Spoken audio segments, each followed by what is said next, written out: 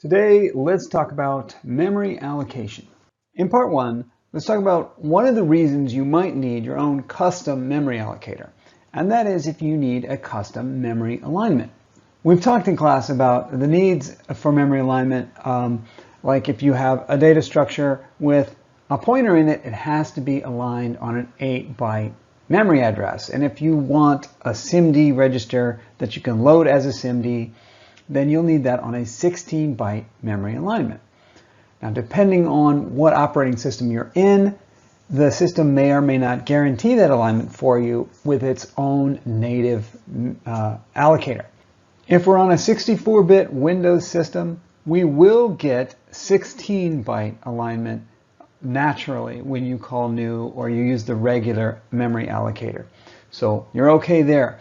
But if you were to be using a 32-bit system, 32-bit Windows, the x86 system, you are only guaranteed 4-byte alignment. So if you wanted a SIMD register, you'd have to write your own custom memory allocator to guarantee the alignment for it. Other cases include some platforms have integrated memory where the memory between the GPU and the CPU can be shared, and that allows for very efficient transfer of things like textures, where you load it in off the disk and you put it in memory, of course, on the CPU. But then you got to get that up to the GPU memory. And on these particular systems, you can say, instead of saying send it over to the GPU, you can just say now that is GPU memory. But those systems tend to have very specific rules about memory alignment boundaries. And so that's another reason why you might want to very carefully control the memory alignment of your allocations. Before we get into those specifics, let's talk about memory allocation in general. Now, memory allocation in C++, typically we will just call the new operator. That will go out to the operating system, in our case, Windows. Go out to the operating system, allocate some memory from the operating system, and give it back to us. Now, because of that, going to the operating system where there's a whole ecosystem of other programs running, we don't expect that to be a particularly fast operation. So one of the reasons we might want to use our own memory allocator is to avoid that loop and just to hit our own memory directly, to just speed up the program. There's other reasons as well. I mentioned the memory allocation thing, which we're about to look at, but there's other reasons besides just speed. One of them might be to keep track of your memory allocations. One of the biggest bugs, one of the biggest categories of bug that we have in games comes down to bad pointers, either zombie pointers or leaked memory. And when you have something like that, usually you don't discover it until way after the actual bug occurred. Like if you have a zombie pointer, the way you discover that is code A deletes the pointer, and then code B sometime later references that pointer. And it could be many frames later. It could be minutes later when that is finally referenced, and only then do you discover that something went wrong long ago. So to track those down, it can be very useful to keep logging information of every memory allocation that was made and where it was made from, and see if you can backtrace. So if you do get a bad memory access, you can look at the log and backtrace to see who allocated it and what happened, and then try to trace back to, if you can find who allocated it, maybe you can figure out where it was freed at that point. Let's take a moment to appreciate the glory of this little monstrosity here. It's a fairly compact little program, a little algorithm, but there's a lot of hard to read instructions in this. Let's take this as an opportunity not just to consider the concept of aligned memory allocation, but also as an opportunity to read some difficult code. Let's start at, this is the first public function. There are two publicly accessible functions that we expect our client programmers to call, and this function is sort of a helper function. Let's start with the helper function. What is this doing? this is going to align some input value to some alignment. And the way it does it is by using the arithmetic AND operator, or the bitwise and the arithmetic or bitwise NOT operator. And I know that we've discussed those briefly, but it's worth looking at them again very quickly. The bitwise NOT operator says, take every bit of this number and reverse it. So if it's a 1 bit, make it a 0. If it's a 0 bit, make it a 1. Let's do a quick example. I'm going to do it in 8 bits for simplicity because I'm going to handwrite it on the slide. Of course, we're building a 64-bit system, so the real numbers would have 64 bits. We are, just for the slide, I'm just going to draw 8 bits. Let's take a number. How about in alignment is 16? So writing that as hex, we love hex, writing that as hex 0x1 0. What is alignment minus 1? Alignment minus 1 is going to be 15, or OX OF. All right, that's OXOF there. What is that as a binary? Let's write that as a binary then. 16 we'll write as a binary. 1, 2, 3, 4. 1, 2, 3, 4. There's 16 as a binary. Let's write 15 as a binary. 1, 2, 3, 4. 1, 2, 3, 4 equals 15. So that's that. Now let's do the NOT operation on that. Let's do the NOT operation. So what is NOT 15? We'll just inverse every bit that we have. And that is NOT 15. And the thing I want you to notice about that is we happened to get a whole pile of zeros in the least significant bits, and then a whole pile of ones in the most significant bits. And that was not an accident. That's very much on purpose.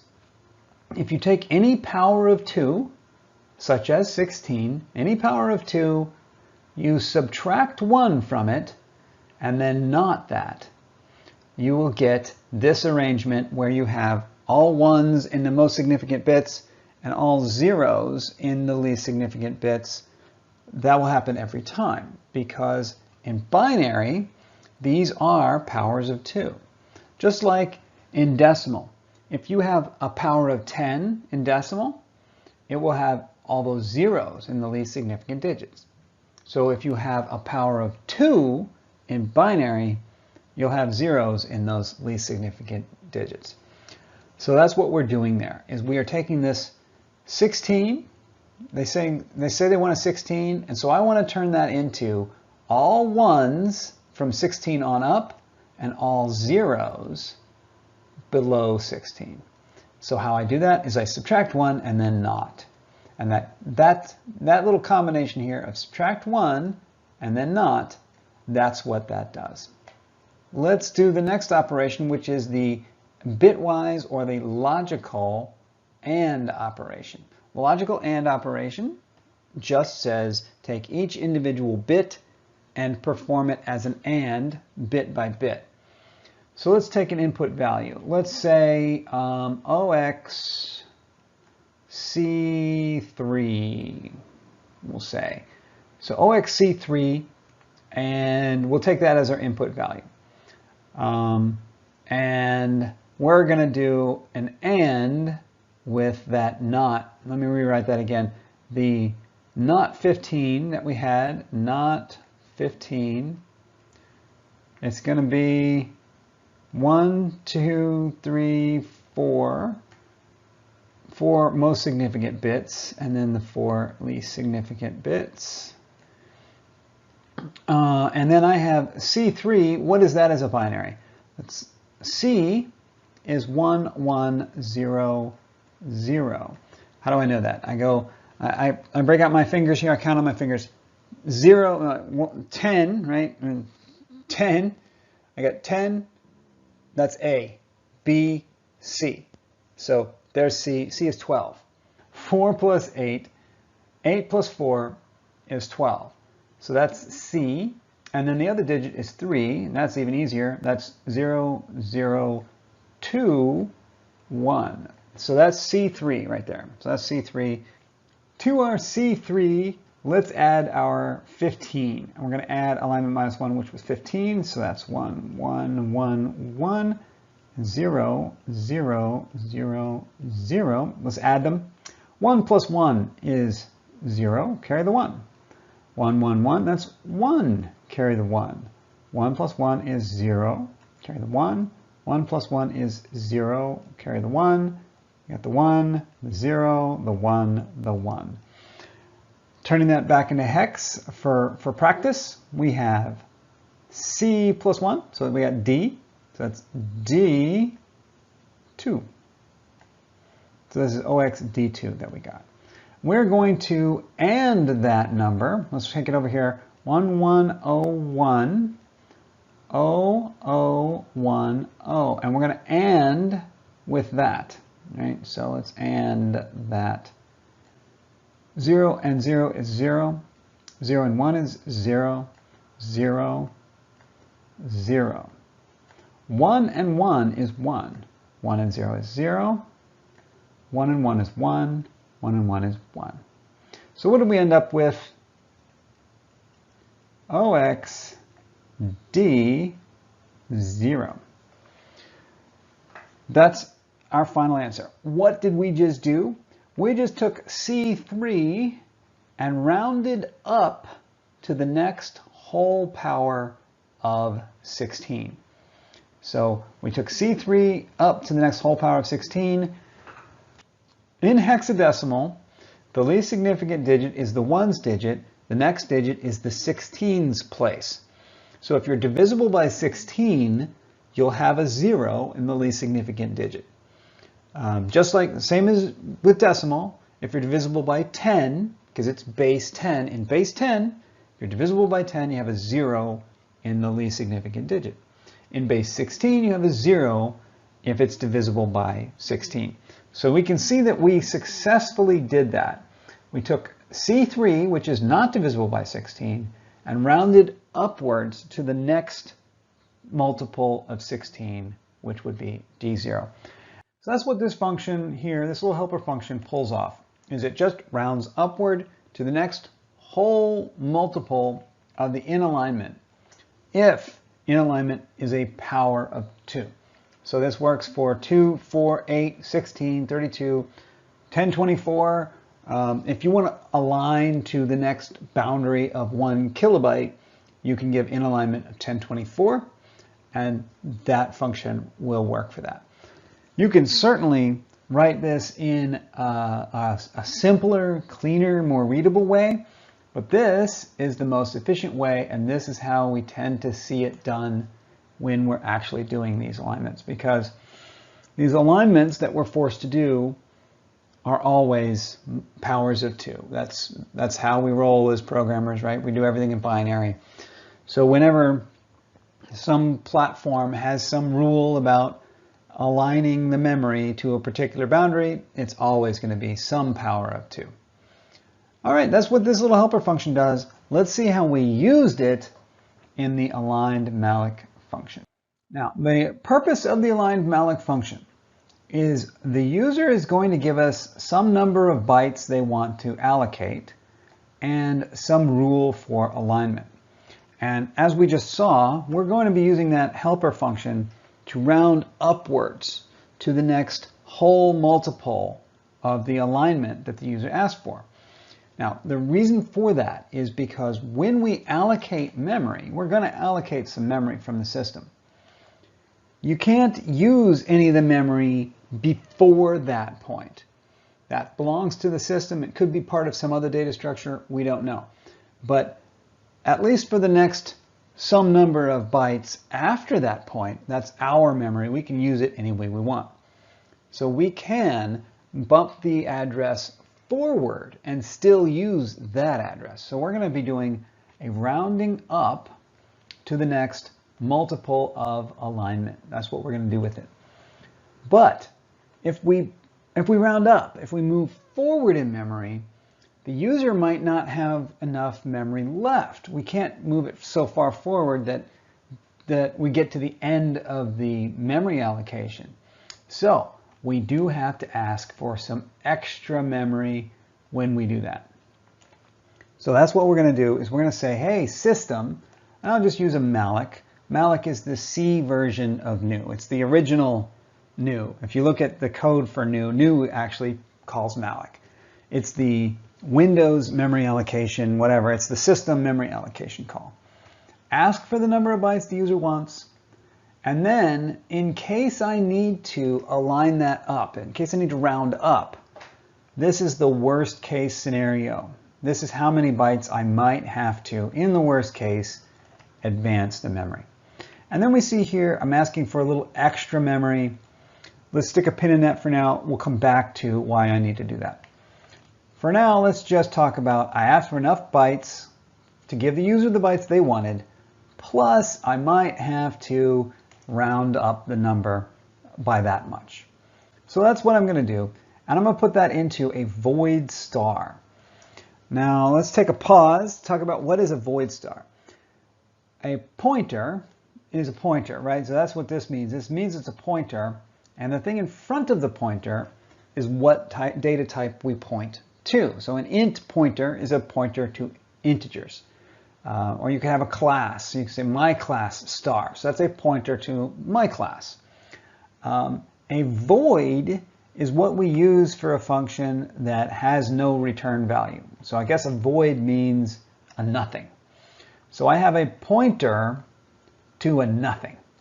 What I really mean is a pointer to an I don't know what, right? That's how I communicate that to other programmers. If I want to tell my programmers that this function just deals with memory, it's memory and I don't know what it points to, because that's your problem. You can call this function, I'll give you back memory, you decide what goes in that memory, don't tell me, I don't want to know. Okay, that's what void star means. Void star just means it's memory, I don't even know. Okay, so I'm going to do that, but one of the little quirks of the C language is when you try to do arithmetic on a pointer, you try to say pointer equals pointer plus 1, it advances not by 1 byte, it advances by the size of whatever it's pointing to. And what we have here is an I don't know. So I don't know how many bytes that is. And C will not let you do it. You cannot do arithmetic on a void star. So before we do arithmetic, we have to turn it into an integer. So that's what this line here is. Just take the memory pointer that you gave me and convert it into an integer. And the type of integer that I've chosen here is an unsigned integer. And the uint stands for unsigned integer. Uint pitter, the PTR says, give me an integer big enough to hold a pointer. So any pointer, that's what I'm going to be putting into this integer. And the reason that macro is so useful, or that data type is so useful, is on a 32-bit system, that's a 32-bit integer. So it's a 4-byte integer. But if I just choose from the compile options, I just choose go 64-bit, as we do in this class. If I go 64-bit, I need an 8-byte integer. A 4-byte integer will not be big enough for a 64-bit system. So back in 380, all of our stuff was compiled with 32-bit architecture. And here in 485, we're using 64-bit architecture. So if we try to use the same function in both classes, to make it work, we're using this lovely abstraction of the uint pitter underscore t. Well, that's what that line does. And then we do a little arithmetic on it, as I promised. And I said, let's stick a pin in this one. We'll come back to that. What we have talked about is that the align function is going to round up. I'm going to take this memory address that I got from Windows. Windows gives me a memory address. I want to round it up to the next whole multiple of the alignment the user asked for. That's what that does. And then I'm going to need to return it. And I promised the user a void star, not a uint pitter t. So I'm just going to turn that uint pitter t back into a void star and return that to the user. And then I skipped over this lovely line. Let's look first at the aligned free, and then we'll come back to that line. The aligned free. The concept here is that the user, the other programmer, is going to call aligned malloc to get a void star. They're going to use their memory for something, and then when they're done with it, they'll need to free it. So they will call aligned free, and they'll give us back whatever we gave them. So in my example, I had said maybe the input that we got from Windows there, that's right, maybe Windows gave us OXC3, for example. And we rounded that up to OXD0. So we gave back to the user OXD0, and they're going to give us OXD0 right there. We need to free the memory. Free is the mirror of malloc. It's like new and delete are malloc and free. So we're going to free OXD0, only Windows never allocated OXD0. Windows allocated OXC3. So if we try to free OXD0, Windows is going to say, I never allocated that. You're crazy. I'm crashing. Right? Exception, throwing exception. You blew it. Okay. So as the engine programmer, it's going to be our job to take this OXD0 and somehow figure out that what the user really means is they're trying to free OXC3, only we had given them OXD0, and they don't know. The client programmer has no idea that the allocation was actually this. That's our job to remember that somehow. So we're going to have to remember that and fix it so that when we call free, we're going to need to free OXC3 here. Now, how do we pull that off? If you take a look right here, when I asked for memory, I asked for a little extra because I was going to have to round up. I also asked for enough to hold one void pointer. I'm going to store the original void pointer. I'm going to store that somewhere, and I need a little extra memory to hold that. So that's what I've asked for here. Just for my own bookkeeping, ask for enough to store my pointer. And then right here, before I do the alignment, I make sure I've saved off, I've pushed off just enough for my bookkeeping. Make sure I have space to bookkeep with. And then this line comes in. This is where I do my bookkeeping. I say after I've aligned the memory, now at this point I know the address I'm giving to the user. Right? I'm giving to the user here, mem is going to be OXD0, right? I'm going to be giving that to the user. So what do? I back up the size of one pointer. So I back up 8 bytes from there, back up 8 bytes in front of D0, and that is my little accounting buffer that I asked for. I asked for that here, and I accounted for it right there. That's mine, for my use, not for the user's use, that's for my use. And in that spot, that will be a memory address. In that spot, I'm going to store the original OXC3. I'll store that in there so that I'll have that for my later use. And this whole line of code, which is kind of hard to read, let's take a look at it line by line or piece by piece. First of all, it is a reinterpret cast, so it's just saying I have a number, I have an integer here, I have an integer, turn it into a pointer. That's all that is. Very simple. Take an integer, turn it back into a pointer. It's a pointer to what data type? It is a pointer to a void pointer. That's what that is. So I'm saying I have a memory address. Where is it? It's just 8 bytes in front of D0. So it's C8, right? It's just going to be, this is just going to be OXC8. So I just have OXC8 here. And I am going to say, hey, that OXC8, what is that? That's a pointer. What do you store at that pointer? Well, I store void stars at that pointer. That'll be a pointer to a void star. In those 8 bytes from C8 to D0, really from C8 to CF, I am storing a pointer. That's what I'm saying. I'm storing a void pointer. So that's all that says. And then out here in the front, I say, what am I going to do with that pointer? That pointer C8, what do you want to do with it? I want to say, fill it, dereference it, and fill it with the original value, OXC3. So if you look in memory, after I do this line, you look in memory here, you're going to have some memory, and let's say some memory here. And right here, this is OXC3, and then a little while later, you have OXC8, right? So this is OXC8 right here. In here, I'm putting the number OXC3. I'm putting that into the memory. And then right here, that's OXDO. This is the user's memory. They can have this block. This is for them to use however they use it. I don't even know. I don't want to know. But I have stuck right here, I have stuck the number OXC3.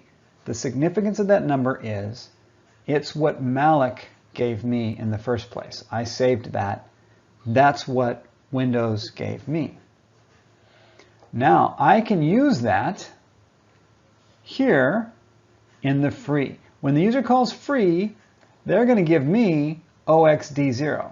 So I'm going to go in here to the memory. I'm going to go OXD0 back up by the size of a pointer. So back up to C8. And then in there I have 8 bytes. I'm going to read out those 8 bytes. So back up by the size of a pointer. In that, I'm going to read out those 8 bytes and call them a void pointer.